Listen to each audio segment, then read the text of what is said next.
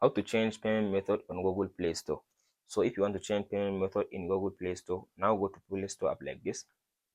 Go to your profile. Now go to this payment and subscription. Go to payment method. In this option, now here is my payment method. If you want to change it, now tap on this add. As you can see now, this one, more payment setting.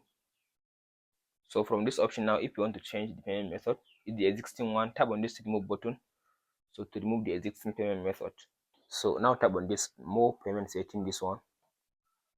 So from this option now, here is my existing payment method. Now tap on this remove to remove the existing one. Now tap on this remove again. So now if you want to add new payment method, just tap on this add payment method. So in this option now, go ahead and add your card details. I will just go ahead and add my card detail and come back. So after you finish adding your card details, as you can see now, here is my card is Visa. So now scroll all the way to down and add your address in this section. After you finish adding your address and your postal code, your state, and tap on this save button, it will save your new card.